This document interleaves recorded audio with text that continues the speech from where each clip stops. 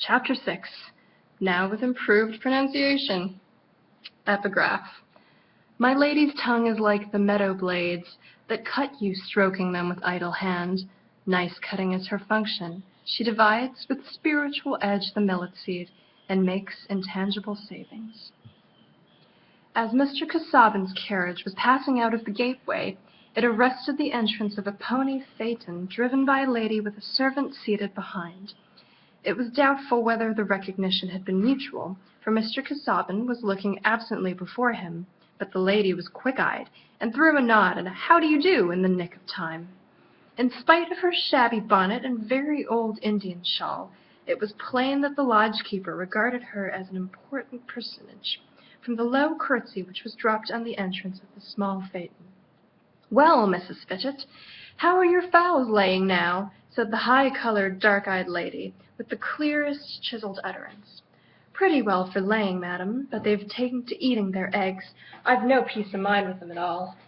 "Oh, the cannibals! Better sell them cheap at once. What will you sell them at, a couple?" "One can't eat fowls of a bad character at a high price." "Well, madam, 1/2 crown. I couldn't let 'em go, not under." "1/2 crown! These times! Come now, for the rector's chicken broth on a Sunday. He has consumed all hours that I can spare. You are half paid with the sermon, Mrs. Fitchett, remember that. Take a pair of tumbler pigeons for them, little beauties. You must come and see them. You have no tumblers around among your pigeons." "Well, madam, Master Fitchett shall go and see him after work. He's very hot on new sorts, to oblige you." "Oblige me! It will be the best bargain he ever made. A pair of church pigeons for a couple of wicked Spanish fowls that eat their own eggs. Don't you and Fitchett boast too much, that is all." The phaeton was driven onwards with the last words, leaving Mrs. Fitchett laughing and shaking her head slowly with an interjectional "Surely, surely," from which it might be inferred that she would have found the countryside somewhat duller if the rector's lady had been less free-spoken and less of a skinflint. Indeed, both the farmers and laborers in the parishes of Freshitt and Tipton would have felt a sad lack of conversation but for the stories about what Mrs. Cadwallader said and did. A lady of immeasurably high birth descended, as it were, from unknown earls, dim as the crowd of heroic shades, who pleaded poverty, pared down prices, and cut jokes in the most companionable manner, though with a turn of tongue that let you know who she was. Such a lady gave a neighborliness to both rank and religion, and mitigated the bitterness of uncommuted tithe. A much more exemplary character, with an infusion of sour dignity, would not have furthered their comprehension of the 39 Articles, and would have been less socially uniting. Mr. Brooke, seeing Mrs. Cadwallader's merits from a different point of view, winced a little when her name was announced in the library where he was sitting alone. "I see you have our Loic Cicero here," she said, seating herself comfortably, throwing back her wraps, and showing a thin but well-built figure. "I suspect you and he are brewing some bad politics, some bad polities. Else you would not be seeing so much of the lively man. I shall inform against you. Remember, you are both suspicious characters since you took Peel's side about the Catholic bill. I shall tell everybody that you are going to put up for Middlemarch on the Whig side when old Pinkerton resigns, and that Casaubon is going to help you in an underhand manner, going to bribe the voters with pamphlets and throw open the public houses to distribute them. Come, confess." "Nothing of the sort," said Mr. Brooke, smiling and rubbing his eyeglasses, but really blushing a little at the impeachment. "Casaubon and I don't talk politics much. He doesn't care about the philanthropic side of things, punishments and that kind of thing. He only cares about church questions. That is not my line of action, you know." "Rather too much, too much, my friend. I have heard of your doings. Who was it that sold his bit of land to the Papists at Middlemarch? I believe you bought it on purpose. You are a perfect gift-box. See if you are not burnt in effigy this 5th of November coming. Humphrey would not come to quarrel with you about it, so I am come." "Very good. I was prepared to be persecuted for not persecuting, you know. There you go. That is a piece of claptrap you have got ready for the hustings. Now, do not let them lure you to the hustings, my dear Mr. Brooke. A man always makes a fool of himself, speechifying. There's no excuse but being on the right side, so that you can ask a blessing on your hemming and hawing. You will lose yourself, I forewarn you. You will make a Saturday pie of all parties' opinions and be pelted by everybody.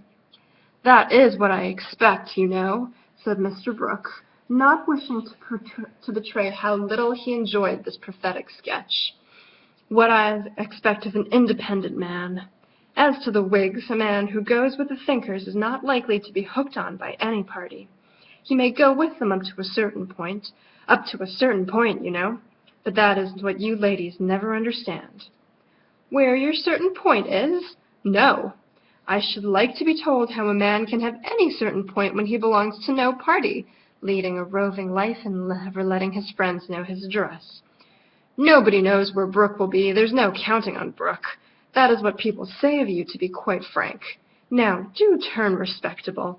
How will you like going to sessions with everybody looking shy on you, and you with a bad conscience and an empty pocket?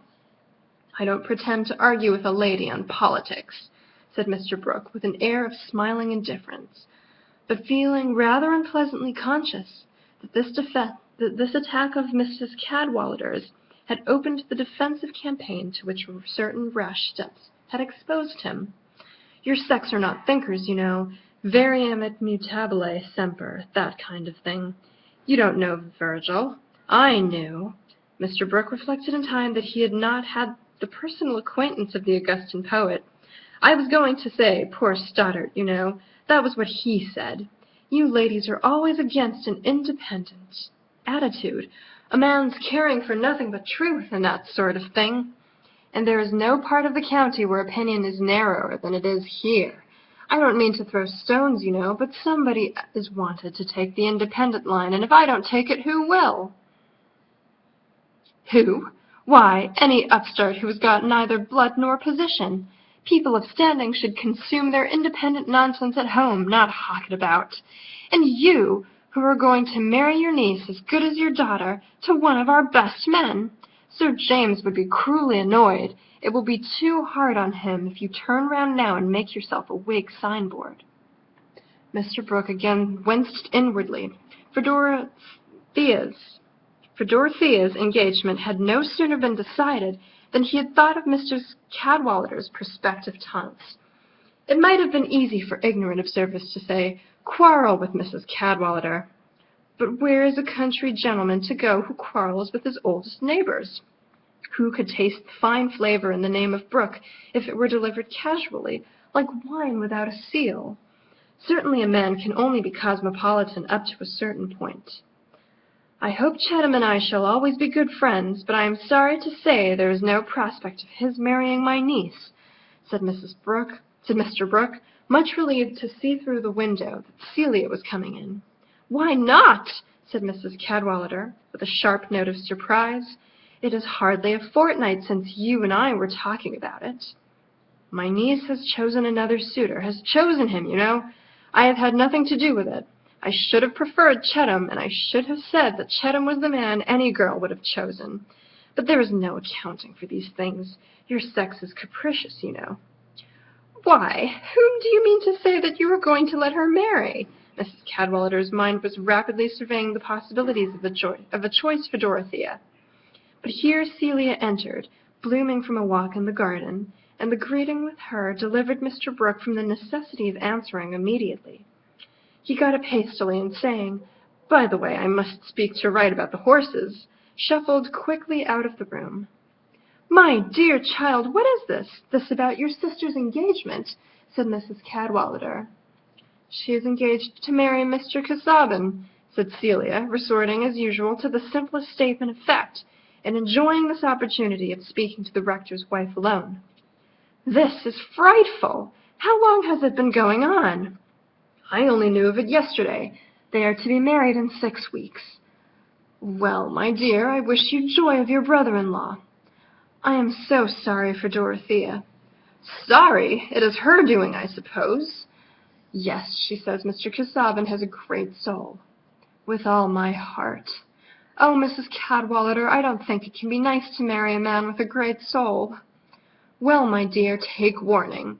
You know the look of one now, when the next comes and wants to marry you. Don't you accept him. I'm sure I never should. No, one such in a family is enough. So your sister never cared about Sir James Chatham? What would you have said to him for a brother-in-law? I should have liked that very much. I am sure he would have been a good husband. Only, Celia added with a slight blush, she sometimes seemed to blush as she breathed, I don't know he would have suited Dorothea. Not high-flown enough. Dodo is very strict. She thinks so much about everything and is so particular about what one says. Sir James never seemed to please her. She must have encouraged him, I am sure. That is not very creditable. Please don't be angry with Dodo. She does not see things. She thought so much about the cottages, and she was rude to Sir James sometimes. But he is so kind, he never noticed it. Well, said Mrs. Cadwallader, putting on her shawl and rising as if in haste, I must go straight to Sir James and break this to him. He will have brought his mother back by this time, and I must call. Your uncle will never tell him. We are all disappointed, my dear. Young people should think of their families in marrying. I set a bad example, married a poor clergyman, and made myself a pitiable object among the de Bracies, obliged to get my coals by stratagem, and pray to heaven for my salad oil. However, Casaubon has money enough, I must do him that justice. As to his blood, I suppose the family quarterings are 3 cuttlefish sable, and a commentator rampant. By the by, before I go, my dear, I must speak to your Mrs. Carter about pastry. I wish to send my young cook to learn of her. Poor people with 4 children like us, you know, can't afford to keep a great cook.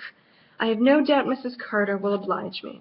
Sir James's cook is a perfect dragon.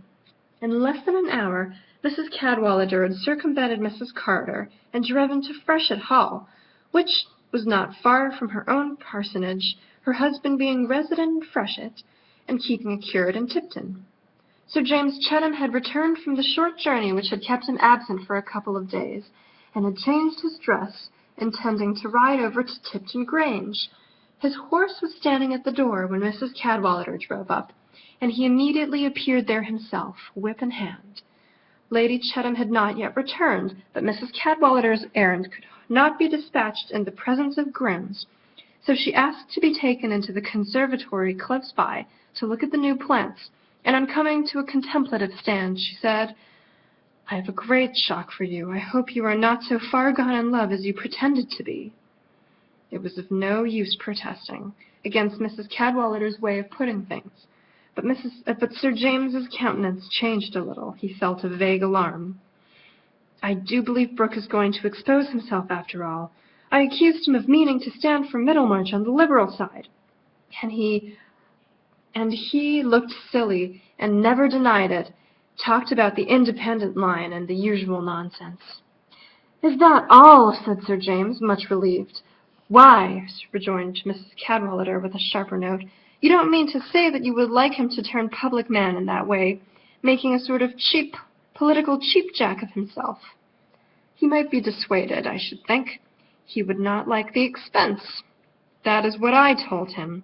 He is vulnerable to reason there. Always a few grains of common sense and an ounce of miserliness.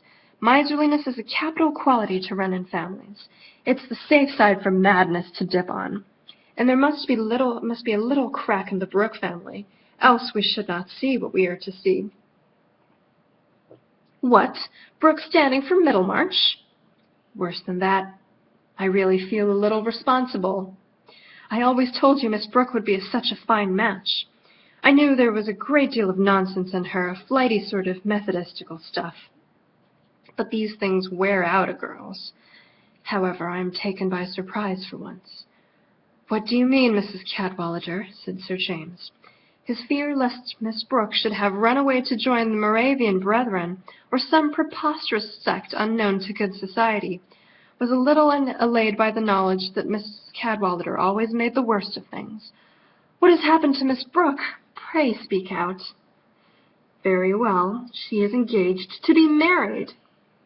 Mrs. Cadwallader paused a few moments, observing the deeply hurt expression in her friend's face, which he was trying to conceal by a nervous smile while he whipped his boot. But she soon added, engaged to Casaubon.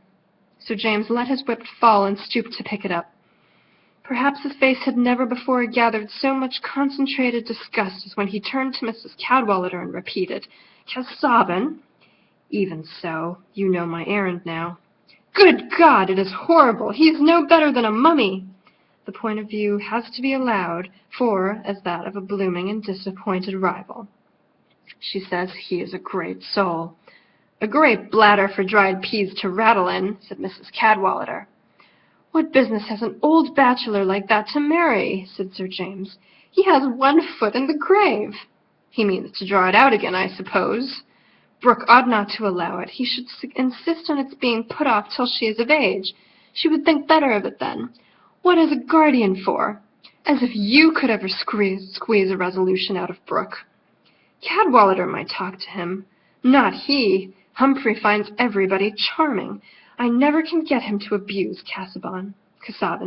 He will even speak well of the bishop, though I tell him it is unnatural in a beneficed clergyman. What can one do with a husband who attends so little to the decencies? I hide it as well as I can by abusing everybody myself. Come, come, cheer up. You are well rid of Miss Brooke, a girl who would have been requiring you to see the stars by daylight. Between ourselves, little Celia is worth two of her, and likely after all to be the better match. For this marriage to Casaubon is as good as going to a nunnery." "Oh, on my own account. It is for Miss Brooke's sake that I think her friends should try to use their influence." "Well, Humphrey doesn't know it yet, but when I tell him, you may depend on it that he will say, 'Why not? Casaubon is a good fellow and young enough.' These charitable people never know vinegar from wine till they have swallowed it and got the colic. However, if I were a man, I should prefer Celia, especially when Dorothea was gone. The truth is, you have been courting one and have won the other. I can see that she admires you almost as much as a man expects to be admired. If it were anyone but me who said so, you might think it an exaggeration. Good-bye." So James handed Mrs. Cadwallader to the phaeton, and then jumped on his horse. He was not going to renounce his ride because of his friend's unpleasant news, only to ride the faster in some other direction than that of Tipton Grange. Now, why on earth should Mrs. Cadwallader have been busy about Miss Brooke's marriage, and why, when one match that she liked to think she had a hand in was frustrated, should she have straightway contrived the preliminaries of another? Was there any ingenious plot, any hide-and-seek course of action, which might be detected by a careful telescopic watch? Not at all. A telescope might have swept away the parishes of Tipton and Freshitt, the whole area visited by Mrs. Cadwallader in her phaeton, without witnessing any interview that could excite suspicion, or any scene from which she did not return with the same unperturbed keenness of eye and the same high natural color. In fact, if that convenient vehicle had existed in the days of the 7 sages, one of them would doubtless have remarked that you can know little of women by following them about in their pony phaetons. Even with a microscope directed on a water drop, we find ourselves making interpretations which turn out to be rather coarse. For whereas, under a weak lens, you may seem to see a creature exhibiting an active veracity, into which other smaller creatures actively play, as if they were so many animated tax-pennies, a stronger lens reveals to you certain tiniest harelets, which make vortices for these victims, while the swallower waits passively at his receipt of custom. In this way, metaphorically speaking, a strong lens applied to Mrs. Cadwallader's matchmaking will show a play of minute causes producing what may be called thought and speech vortices, to bring her the sort of food she needed. Her life was rurally simple, quite free from secrets either foul, dangerous, or otherwise important, and not consciously affected by the great affairs of the world. All the more did the affairs of the great world interest her, when communicated in letters of high-born relations, the way in which fascinating younger sons had gone to the dogs by marrying their mistresses, the fine old-blooded idiocy of young Lord Taper, the furiously gouty humors of old Lord Megatherium, the exact crossing of genealogies which had brought a coronet into a new branch and widened the relations of scandal. These were topics of which she retained details with the utmost accuracy, and reproduced them in an excellent pickle of epigrams, which she herself enjoyed the more because she believed as unquestionably in birth and no birth as she did in game and vermin. She would never have disowned anyone on the ground of poverty. A De Bracy reduced to take his dinner in a basin would have seemed to her an example of pathos worth exaggerating, and I fear his aristocratic vices would not have horrified her. But her feeling towards the vulgar rich was a sort of religious hatred. They had probably made all their money out of high retail prices, and Mrs. Cadwallader detested high prices for anything that was not paid in kind at the rectory.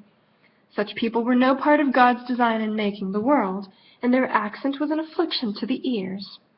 A town where such monsters abounded was hardly more than a sort of low comedy, which could not be taken account of in a well-bred scheme of the universe. Let any lady who was inclined to be hard on Mrs. Cadwallader inquire into the comprehensiveness of her own beautiful views, and be quite sure that they afford accommodation for all the lives which have the honor to coexist with hers. With such a mind, active as phosphorus, biting everything that came near into the form that suited it, how could Mrs. Cadwallader feel that the Miss Brookes and their matrimonial prospects were alien to her, especially as it had been the habit of years for her to scold Mr. Brooke with the friendliest frankness, and let him know in confidence that she thought him a poor creature. From the first arrival of the young ladies in Tipton, she had prearranged Dorothea's marriage with Sir James, and if it had taken place, would have been quite sure that it was her doing. That it should not take place after she had preconceived it caused her an irritation which every thinker will sympathize with. She was the diplomatist of Tipton and Freshitt, and for anything to happen in spite of her was an offensive irregularity. As to freaks like this of Miss Brookes, Mrs. Cadwallader had no patience with them, and now saw that her opinion of this girl had been infected with some of her husband's weak charitableness. Those methodistical whims, that air of being more religious than the rector and curate together, came from a deeper and more constitutional disease than she would have been willing to believe. However, said Mrs. Cadwallader, first to herself and afterwards to her husband, I throw her over. There was a chance, if she had married Mr. James, of her becoming a sane, sensible woman. He would never have contradicted her, and when a woman is not contradicted, she has no motive for obstinacy in her absurdities. But now I wish her the joy of her hair shirt. It followed that Mrs. Cadwallader must decide on another match for Sir James, and having made up her mind that it was to be the younger Miss Brooke, there could not have been a more skilful move toward the success of her plan than her hint to the baronet that he had made an impression on Celia's heart. For he was not one of those gentlemen who languish after the unattainable Sappho's apple that laughs from the topmost bough. The charms which smile like the knot of cowslips on the cliff, not to be come at by the willing hand. He had no sonnets to write, and it could not strike him agreeably that he was not an object of preference to the woman whom he had preferred. Already the knowledge that Dorothea had chosen Mr. Casaubon had bruised his attachment and relaxed its hold. Although Sir James was a sportsman, he had some other feelings towards women than towards grouse and foxes, and did not regard his future wife in the light of prey, valuable chiefly for the excitements of the chase. Neither was he so well acquainted with the habits of primitive races as to feel that an ideal combat for her, tomahawk in hand, so to speak, was necessary to the historical continuity of the marriage tie. On the contrary, having the amiable vanity which knits us to those who are fond of us, and disinclines us to those who are indifferent, and also a good, grateful nature, the mere idea that a woman had a kindness towards him spun little threads of tenderness from out of his heart towards hers. Thus it happened that after Sir James had ridden rather fast for half an hour in a direction away from Tipton Grange, he slackened his pace, and at last turned into a road which would lead him back by a shorter cut. Various feelings wrought in him the determination, after all, to go to the Grange today as if nothing new had happened. He could not help rejoicing that he had never made the offer and been rejected. Mere friendly politeness required that he should call to see Dorothea about the cottages, and now happily Mrs. Cadwallader had prepared him to offer his congratulations, if necessary, without showing too much awkwardness. He really did not like it. Giving up Dorothea was very painful to him, but there was something in the resolve to make this visit forthwith and conquer all show of feeling, which was a sort of file-biting and counter-irritant. And without his distinctly recognizing the impulse, there was certainly present in him the sense that Celia would be there, and that he should pay her more attention than he had done before. We mortals, men and women, devour many a disappointment between breakfast and dinner time, keep back the tears and look a little pale about the lips, and in answer to inquiries say, "Oh, nothing." Pride helps us, and pride is not a bad thing when it only urges us to hide our own hurts, not to hurt others.